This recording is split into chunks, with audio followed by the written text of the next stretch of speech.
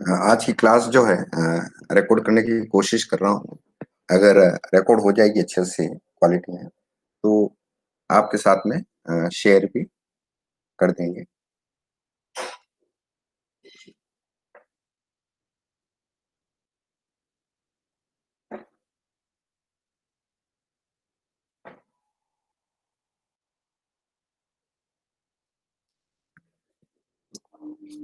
चलिए स्टार्ट करते हैं।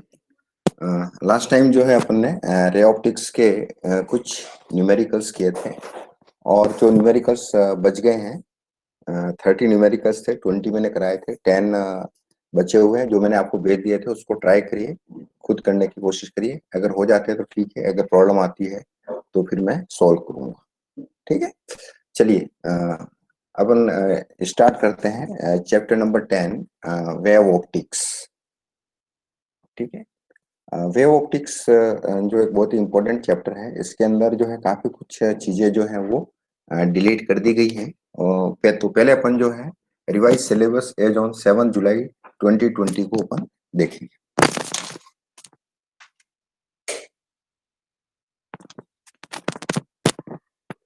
फर्स्ट वन जो है आपका wave front, Huygens principle, reflection and refraction of plane wave at a plane surface using wavefront. Next, proof of laws of reflection and refraction using Huygens principle. Interference, Young's double slit experiment, and expression for fringe width, coherent sources, sustained interference of light, diffraction due to a single slit, width of central maximum. तो ये यहाँ तक आपको देखना है। इसके बाद में पोलराइजेशन का जो टॉपिक है वो हटा दिया गया है। और साथ ही साथ अपन देखेंगे कि इसके साथ ही साथ जो पोलराइजेशन का जो टॉपिक है वो भी हटा दिया है। तो मैं आपको डायरेक्ट एनसीईआरटी पे ले जाता हूँ। तो एनसीईआरटी के थ्रू जो आप देखेंगे तो आपके क्या सिलेबस के अंदर है, क्या सिलेबस के अंदर नहीं है।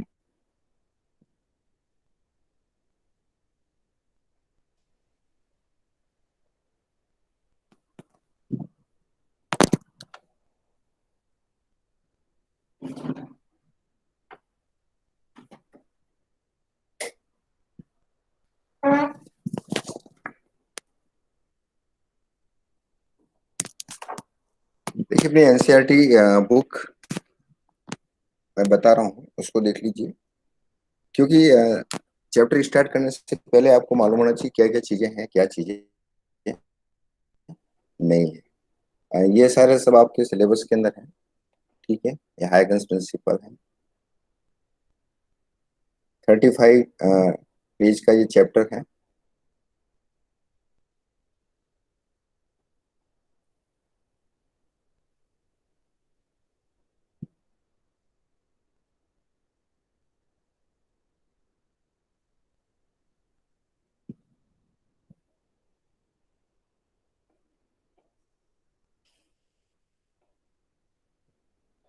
यहाँ तक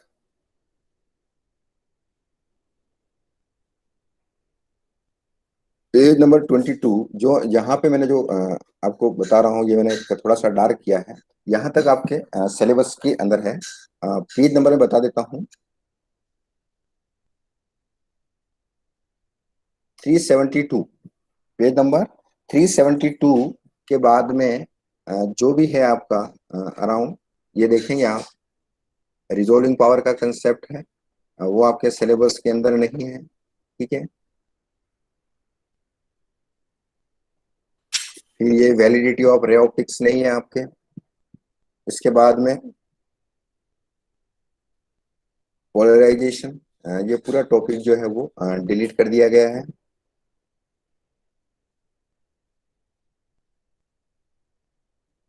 रिफ्लेक्शन ऑफ लाइट, ये सारी चीजें जो हैं, जो पहले सिलेबस में हुआ करती थी, वो सारी जो है वो हटा दी गई है। तो इसके अंदर 372 पेज तक जो है वो आपको देखना है। तो इसीलिए जो है मैंने फर्स्ट जो है आपको ये यही चीज बता रहा हूँ कि आपका सिलेबस जो है इस चैप्टर के लिए क्या क्या है। रिवाइज जो सिलेबस है वो, ठीक है। Wave front, Huygens principle, reflection and reflection of plane wave at a plane surface, ये सारी चीजें जो है मैंने हाईलाइट कर रखी हैं, वहां तक आपको देखना है। तो चलिए अब अपना चैप्टर जो है वो स्टार्ट करते हैं, wave optics. A source of light sends out disturbance in all directions. In a homogeneous medium, the disturbance reaches all these particles of the medium in phase, which are located at the same distance from the source of light, and hence at any instant, all such particles must be vibrating in phase with each other. The locus of all the particle of medium which are at any instant are vibrating in the same phase is called the wave front।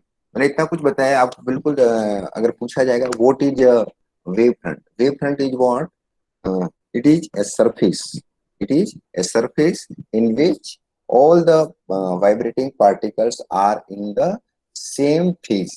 ठीक है, अगर वो maximum displacement की condition में है तो सारे maximum displacement की कंडीशन के अंदर होंगे।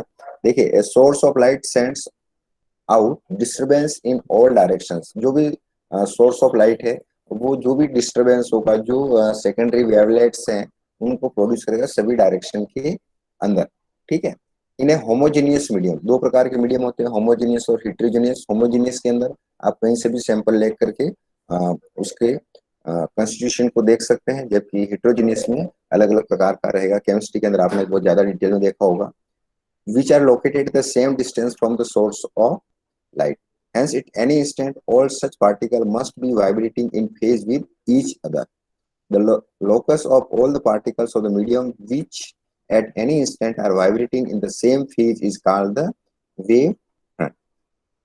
यहाँ पे देखिए, thus a wave front is defined as a surface of constant phase।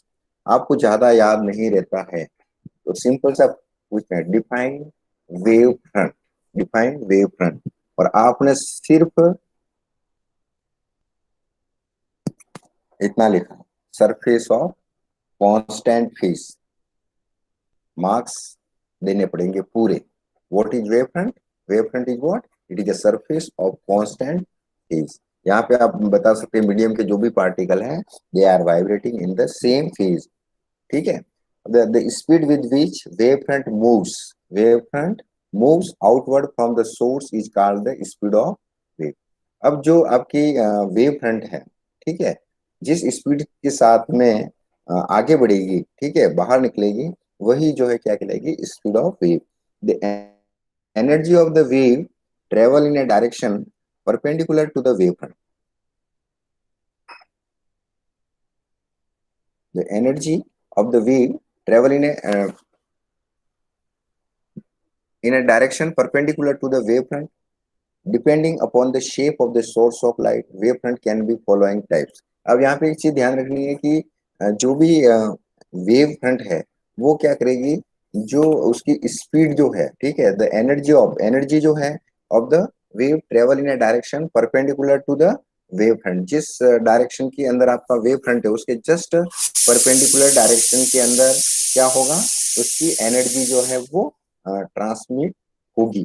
ठीक है, depending upon the shape of the source. जो भी शेप ऑफ सोर्स है उसके अकॉर्डिंग वेव फ्रंट जो है डिफरेंट टाइप की हो सकती है। फर्स्ट वन देखिए, spherical wave front. Spherical wave front is produce by A point source of light. अगर आपका पॉइंट सोर्स है तो उससे जो वेव फ्रंट निकलेगी वो कैसी होगी? Spherical. It is because the locus of all such points which are equidistance from the point source is a what? Sphere. Figure A के अंदर अपन अभी देखेंगे। दूसरा, cylindrical wave front, when the source of light is linear in shape such as a slit or a cylindrical wavefront is produced। अब यहाँ पे source of light जो है, सोर्स ऑफ लाइट जो है वो अगर आपका एक स्लिट के रूप में है, ठीक है, तो उस समय आपका क्या होगा? सिलिंड्रिकल वेव फ्रंट बनेगी। Because all the points which are equidistance from the linear source lie on a surface of a cylinder. Figure B देखेंगे। और थर्ड जो है plane wave front, a small part of the spherical or cylindrical wavefront originating from a distant source will be appear plane, hence it is called a plane wavefront. अगर जो भी आप देख रहे हैं वो वेव फ्रंट का पोर्शन देख रहे हैं और वो उस सोर्स से बहुत ज्यादा डिस्टेंस पर है, वो पोर्शन जो है प्लेन दिखाई देगा, तो इससे जो वेव फ्रंट होगी वो प्लेन वेव फ्रंट। अब देखिए फर्स्ट वन के अंदर आपका ए, यहाँ पे डायग्राम देखेंगे, इसके अंदर क्या है आपका स्फेरिकल वेव फ्रंट। यहाँ पे क्या है, स्फेरिकल वेव फ्रंट है। स्फेरिकल वेव फ्रंट किसके कारण से होगा, पॉइंट सोर्स के कारण होगा। ठीक है, दूसरा जो है बी आप देख रहे हैं वो क्या है, सिलेंडर।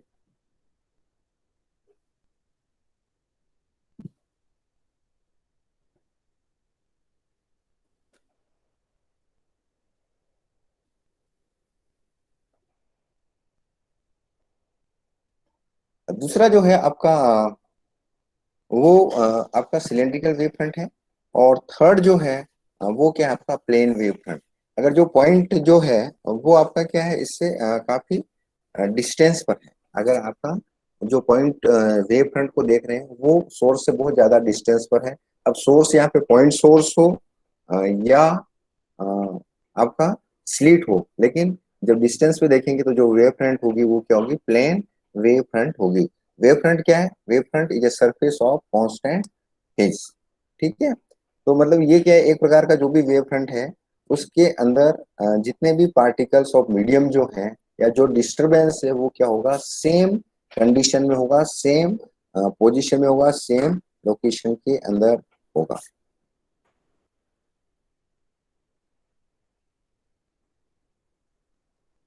अब देखिए ray of light, an arrow drawn normal to the wave front, an arrow drawn normal to the wavefront and pointing in the direction of propagation of disturbance represent a ray of light. ठीक है, a ray of light is the path along which light travels. In figure, thick arrows represent the ray of light. Since the ray of light is normal to the wavefront, it is sometimes called as the wave normal. अब यहाँ पे आप देखेंगे ये जो arrow देख रहे हैं ये क्या है, किसको बता रहे हैं, रे को बता रहे हैं।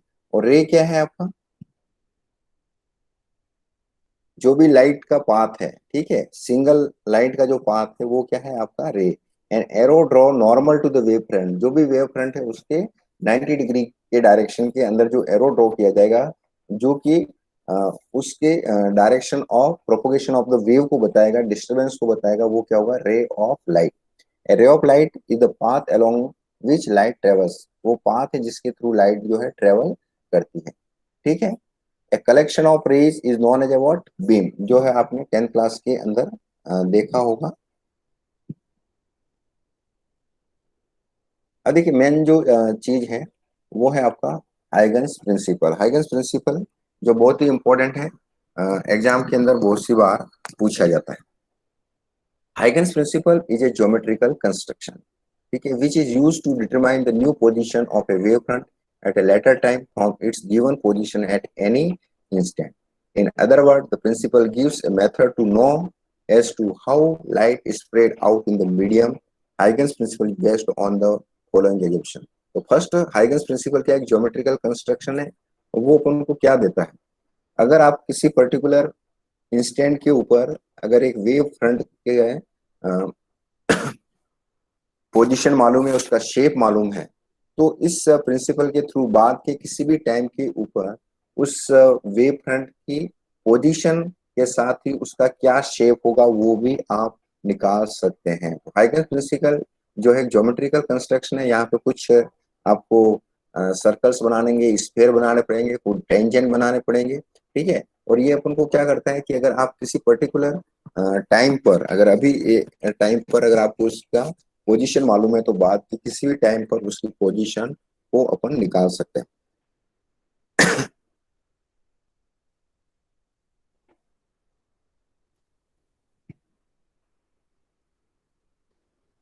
इसके जो मेन एजम्पशंस हैं वो देखिए, each point on the given or primary wave front act as a source of secondary wavelet, sending out disturbance in all direction in a similar manner as the original source of light does.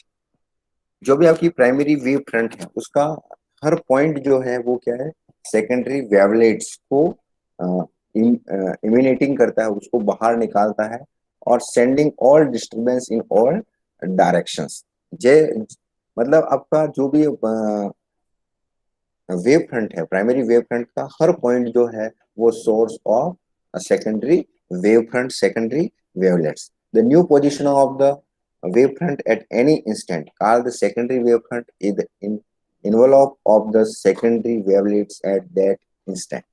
तो जो new position पे जो wave front होगा वो क्या करेंगे कि जितनी भी आपकी सेकेंडरी वेवलेट्स हैं, सेकेंडरी डिस्टरबेंस हैं, उन सब सेकेंडरी डिस्टरबेंस के ऊपर एक कॉमन टेंजेंट ड्रॉ करेंगे। जो क्या होगा, कॉमन टेंजेंट एक इन्वॉल्व हो जाएगा जितने भी सेकेंडरी वेवलेट हैं, तो वो चीज है। तो यहाँ पर कोई भी आपको एक इनिशियल टी इक्वल टू 0 पर आपको एक वेव फ्रंट दिया हुआ है, और उस वेव फ्रंट का टी इक्वल टू कोई भी टाइम दिया, उसके बाद में उसकी पोजीशन निकालनी है।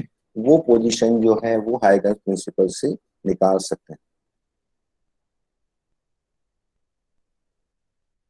The above two assumptions are known as Huygens principle or Huygens construction. Huygens principle is simply a geometrical construction to find the position of wavefront at a later time। अगर किसी particular time पर आपको उस wave front की position मालूम है तो बाद के किसी टाइम पे भी निकाल सकते हैं। इसको अपन डायग्राम के अंदर देखेंगे, दो प्रकार से देख रहे हैं।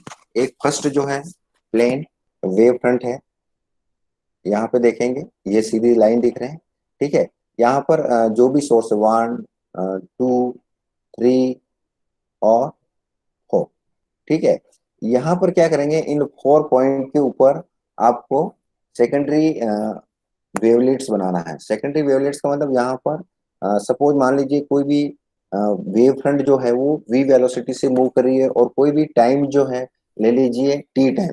तो t टाइम के अंदर वेव फ्रंट कितने आगे बढ़ जाएगी, vt। तो अब r equal to v2 radius का लेकर के यहाँ पर एक स्फीयर बनाएंगे 1 2 3 और 4, और ये 1 2 3 और 4 स्फीयर बन गए। इन सभी के ऊपर एक कॉमन टेंजेंट ड्रॉ करेंगे। ये जो कॉमन टेंजेंट जो है वो क्या है, new wave front, position of new wave front. देखिए ये स्टार्टिंग के अंदर ये ओरिजिनल वेव फ्रंट है, देख रहे हैं आप, और उसके बाद इसके कोई भी 4.1 2 3 और 4 पॉइंट्स ले लिए हैं, और इन पॉइंट्स से आपको क्या करना है, स्फीयर ड्रॉ करना है।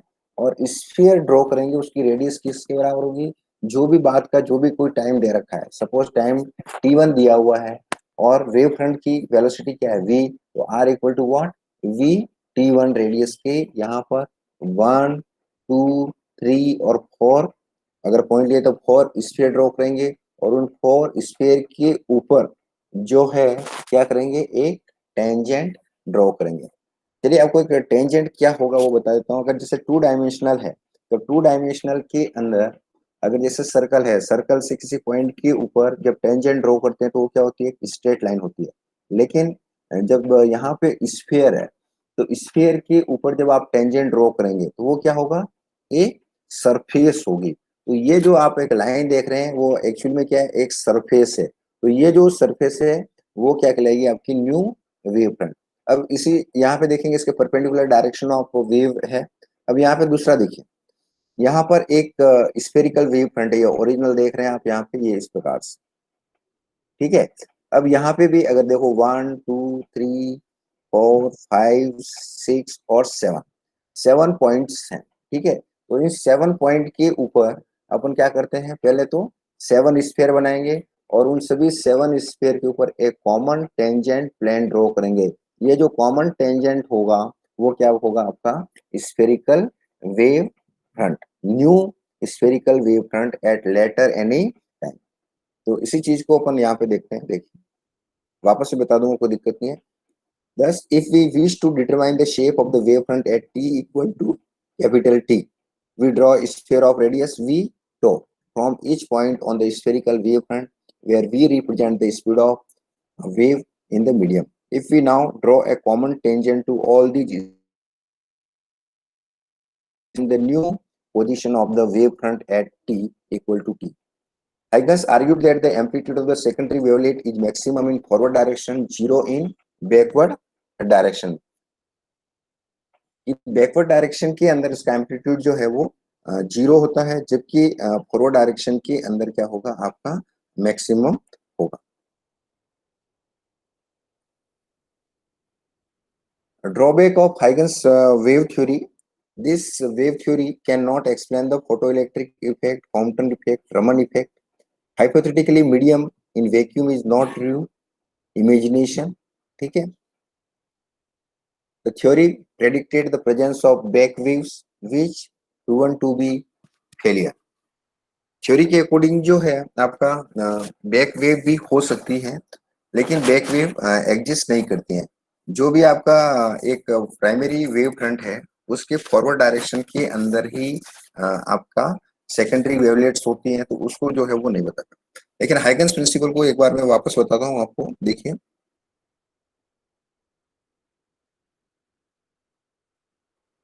हाइगन्स प्रिंसिपल क्या है, बहुत ही सिंपल सा आपको देखना है।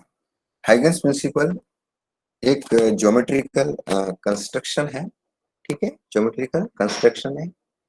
इसके यूज से अपन, अगर आपको किसी भी वेव फ्रंट की पोजीशन अगर initial time any instant T equal to 0 पे अगर आपको मालूम है, ठीक है, तो by using this principle we can find the position of wave front at any later time T equal to tau. अब ये प्रिंसिपल कहता क्या है कि ईच पॉइंट, जो भी आपका प्राइमरी वेव फ्रंट है, ठीक है, उसका हर point, each point is the source of secondary wavelets, and this secondary wavelets spreading out disturbance in all directions in a similar manner as a original source of light Dutch. मतलब जैसे एक point source जो है क्या है, source of wavelets है, उसी प्रकार से जो प्राइमरी वेव फ्रंट है उसका हर पॉइंट जो है वो भी क्या है, सोर्स ऑफ लाइट कह सकते हैं, source of wavelets, source of wave front कह सकते हैं। अब the new position of wave front at any instant का secondary wavelength is the involve of the secondary wavelet at that instant. कहने का मतलब new position of the wave front at any instant is the common tangent, is the common tangent to all the secondary wavelets at that instant। तो इसमें आपको क्या करना है वो देखिए।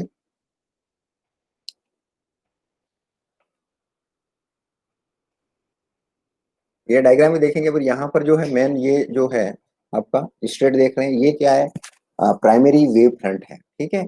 अब यहाँ पे ये क्या है, t इक्वल टू 0 है, ये t इक्वल टू 0 पे wave front, plane wave front दिया हुआ है, और t equal to capital T time पे आपको वेव फ्रंट का शेप निकालना है। तो यहाँ पर 4 पॉइंट ले रखे हैं, 1 2 3 और 4।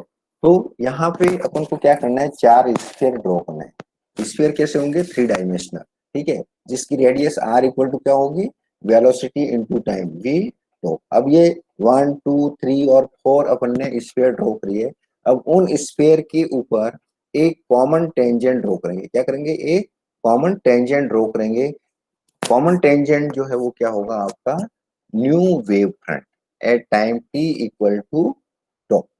अगर आपका वेव फ्रंट जो है स्फेरिकल है, वेव फ्रंट क्या है आपका, स्फेरिकल है, तो मान लीजिए इस प्रकार का है। यहाँ पर मैंने 7 पॉइंट लिए हैं और 7 पॉइंट पे 7 स्फेयर बनाए हैं, उनकी रेडियस भी v टो के बराबर होगी, और उन 7 स्फेयर जो है, ठीक है, ये स्फेयर जो बनाए हैं वो आपके वेवलेट्स कहलाएंगे। ये क्या कहलाएंगे, आपके वेवलेट्स, सेकेंडरी डिस्टर्बेंस। और इन सभी सेकेंडरी वेवलेट्स के ऊपर अपन क्या कर रहे हैं, एक कॉमन टेंजेंट ड्रॉ करेंगे, जो कि आपका एक इन्वॉल्व की तरह वर्क करेगा।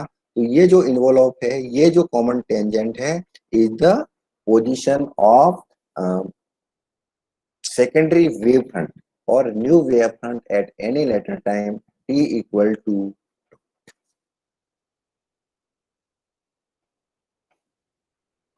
If we wish to determine the shape of the wave front at t equal to tau, we draw a sphere of radius v tau from each point on the spherical wave front, where v represent the speed of the wave in the medium. If we now draw a common tangent to all these spheres, we obtain the new position of the wave front at t equal to tau। Huygens argued that Huygens ने बताया कि जो secondary wavelets है उसका amplitude जो है आपका maximum होता है फॉरवर्ड डायरेक्शन में, लेकिन बैकवर्ड डायरेक्शन में जीरो होता है, लेकिन उसका जस्टिफिकेशन जो है वो नहीं दे पाए। Drawback of Huygens wave theory जो है उसके अकॉर्डिंग जो है आपका photo electric effect, Compton effect, Raman effect, Zeeman effect इसको जो है एक्सप्लेन नहीं कर पाई, और इसीलिए क्वांटम थ्योरी आई। इसके बाद में hypothetically medium is in vacuum is not true imagination. जैसे इलेक्ट्रोमैग्नेटिक वेव्स के अंदर अपन ने देखा था, तो जो वेव थ्योरी के अकॉर्डिंग जो है स्टार्टिंग में माना गया था कि वहां पर एक मीडियम है जिसको क्या बोला गया है, ईथर, लेकिन बाद में देखा गया ईथर जो है वो एग्जिस्ट नहीं करता है। थर्ड जो इसका ड्रॉबैक था, the theory predicted the presence of back wave. इस थ्योरी के अकॉर्डिंग जो बेक वेव होनी चाहिए, लेकिन एक्चुअल में बैक वेव नहीं होती है, फॉरवर्ड डायरेक्शन के अंदर ही वेव जो है वो प्रोड्यूस होती है। उसका भी सेटिस्फैक्टरी एक्सप्लेनेशन जो है वो ये थ्योरी नहीं दे पाई। अब reflection of a plane wave using Huygens principle, ठीक है। तो यहाँ पर इस हाइगन्स प्रिंसिपल को यूज करके अपन law of reflection Snell's law को डिराइव करेंगे। इसके बाद में टोटल इंटरनल रिफ्लेक्शन की कंडीशन को डिराइव करेंगे और लॉ ऑफ रिफ्लेक्शन को डिराइव करेंगे। रिफ्लेक्शन को स्नेल्स लॉ को डिराइव कर रहे हैं फर्स्ट। इसके अंदर देखिए यहाँ पर ये जो आप एक देख रहे हैं इंसिडेंट वेव फ्रंट है, ये क्या आपकी एक इंसिडेंट वेव फ्रंट है, ठीक है, ए बी, ठीक है, ये ओब्लिकली आ रही है। यहाँ पर ये एयर मीडियम है, ये ग्लास मीडियम कह सकते हैं, रिफ्लेक्टिंग मीडियम है, ये medium one medium two. Medium one के अंदर वेव फ्रंट की स्पीड क्या है, v1 है, और मीडियम टू के अंदर स्पीड क्या है, v2 है। मीडियम वन जो है वो रेयरर है और दूसरा मीडियम जो है वो क्या है, डेंसर है, ठीक है। तो इस कारण से अ, आप देखेंगे कि सेकंड मीडियम के अंदर उसकी स्पीड जो है वो क्या होगी, कम होगी। यहाँ पे देखिए आई जो है वो एंगल ऑफ इंसिडेंस है और यहाँ पर क्या है, एंगल ऑफ रिफ्लेक्शन है। अब जैसे ही यहाँ पर इस ऑब्लिकली आएगी यहाँ पर, तो इस वेव फ्रंट का एक पोर्शन ए यहाँ पर है, दूसरा बी यहाँ पर है। अब मान लीजिए कि यहाँ पे फर्स्ट क्रस्ट आ गया। अब उसके बाद में नेक्स्ट शॉर्ट टाइम के अंदर जो वेव फ्रंट जो दूसरे मीडियम के अंदर तो कहाँ चली जाएगी, ए ई चली जाएगी, और यहाँ पे कितना बाहर कितना, बी टू सी डिस्टेंस के अंदर ट्रेवल करेगी। बी टू सी डिस्टेंस के अंदर कितना ट्रेवल करेगी, वेलोसिटी क्या है, v1 तो इतनी डिस्टेंस। तो सेकंड मीडियम में कितना ट्रेवल करेगी, v2 तो। अब ये डिस्टेंस क्या होगी, यहाँ से अपन क्या करेंगे, एक आर कट करेंगे और रेडियस v2 तो ये इस प्रकार से एक आर कट करेंगे। फिर पॉइंट सी से क्या करेंगे, एक टेंजेंट इसके ऊपर ड्रॉ करेंगे। अब ये जो टेंजेंट सी ई जो आएगा वो क्या कहलाएगा, आपका रिफ्लेक्टेड वेव फ्रंट। जैसे एंगल ऑफ इंसिडेंस आई है, तो ये अल्टरनेट सेगमेंट थ्योरम के एंगल से ये भी आई होगा। जैसे ये आर है तो ये भी क्या होगा, आपका आर होगा। डायग्राम को देखिए, दो तीन बार डायग्राम को बनाएंगे क्योंकि ये 3 मार्क्स का क्वेश्चन जो है वो आपका आता है।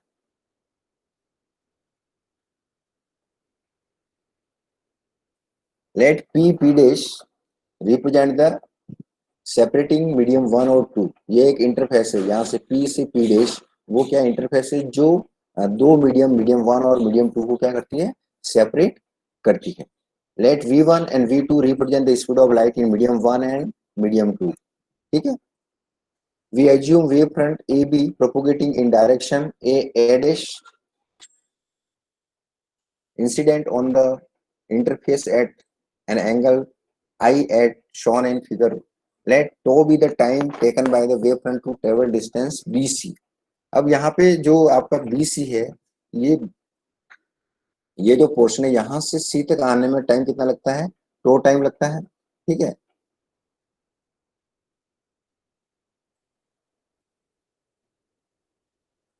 तो BC equal to what, V1 tau. To determine the shape of the reflected wavefront, we draw a sphere of radius v2 tau from the point A in the second medium. Second medium के अंदर एक sphere draw करेंगे जिसकी radius क्या होगी, v2 tau. v2 क्या है, speed of light in second medium, the speed of light of wave in the second medium, ठीक है। स्पीड क्या है, v2. Let C E represented tangent plane drawn from the point C on to the sphere. Then AE is equal to what? V2 tau, and C would be represent the reflected wave front. तो ये जैसे मैंने बताया यहाँ पर, यहाँ से अपन एक स्फेरिकल टेंजेंट ड्रॉ करेंगे और इस टेंजेंट के ऊपर इस C से एक टेंजेंट प्लेन ड्रॉ करेंगे, जो CE जो एक टेंजेंट प्लेन होगा, ठीक है, वो क्या होगा? रिफ्लेक्टेड वेव फ्रंट होगा। ये डिस्टेंस जो A से E है वो किसके बराबर होगी? V2 टो के बराबर होगी। एक छोटा सा डेरिवेशन है वो अपन देखते हैं अब नेक्स्ट। अब देखिए sine I and sine R, अब इसकी वैल्यू जो है अपन कहां से निकाल रहे हैं?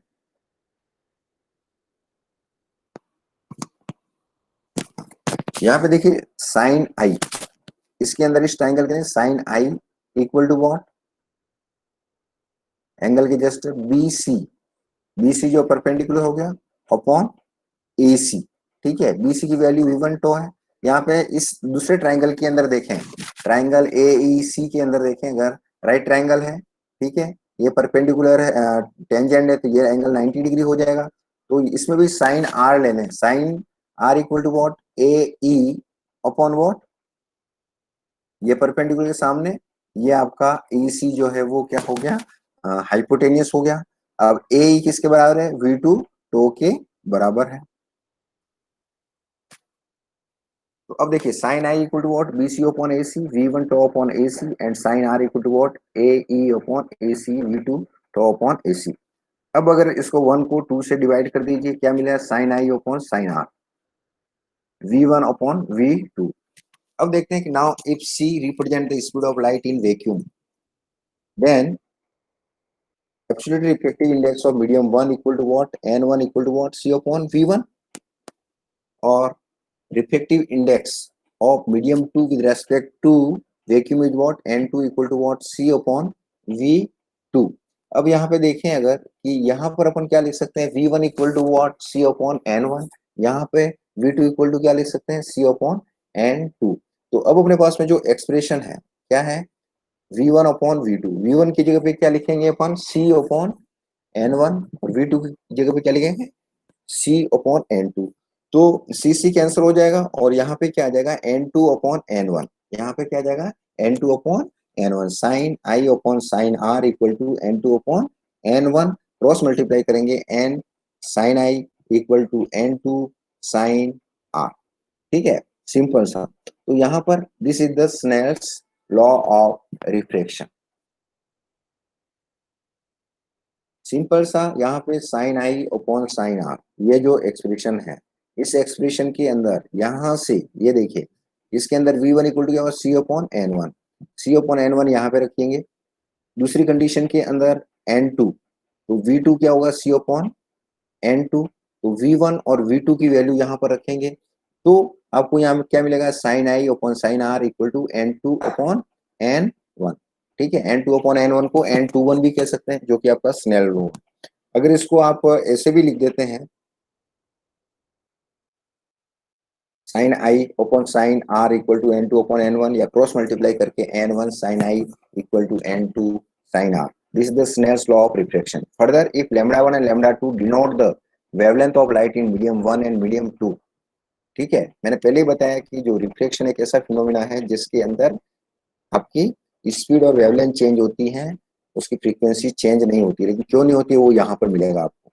Wavelength of light in medium 1 and medium 2 respectively, if the distance BC is equal to λ1, then distance AE will be equal to λ2, because if crust from B has reaches C in time t, then crust from A should have also reaches E in time t, क्योंकि क्या है आपका wave front है, तो वो same position में रहेगा। तो λ1 अपॉन λ2 अगर आप निकालें, λ1 अपॉन λ2, λ1 क्या है आपका?